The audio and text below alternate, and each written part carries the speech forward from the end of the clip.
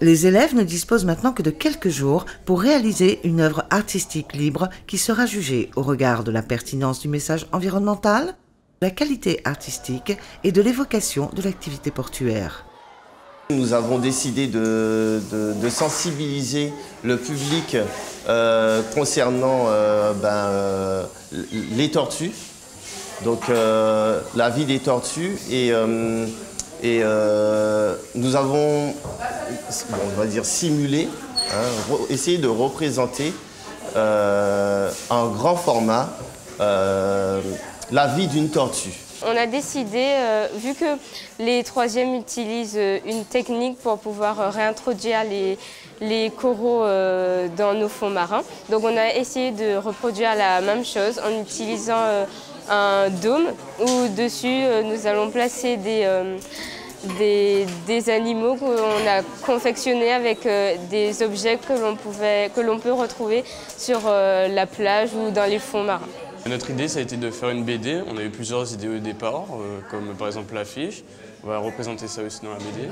Et en gros, c'est ça, faire une BD.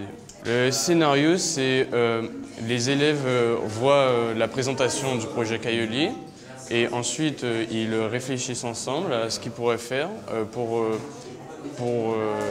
les actions qu'ils pourraient faire pour, par exemple, aider à nettoyer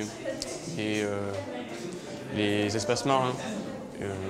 Donc ils proposent plusieurs idées et ensuite il y a des pour et des contre et à la fin ils trouvent leur idée. On veut représenter des plages qui sont une plage qui est polluée avec des déchets et tout en bas de la feuille pour montrer avec l'action de Caioli, la plage sera propre et les tortues seront bien et que personne ne va les déranger. Nous avons décidé de faire une maquette de fond marin. Donc il y a le fond bleu avec le fond de sable et on va rajouter des micro-habitats de plusieurs espèces. Ça va raconter qu'il faut toujours protéger les espèces marines.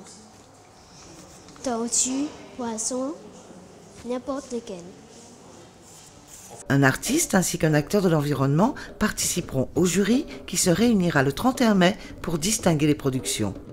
Verdict le 8 juin dans le cadre de la Journée mondiale de l'océan.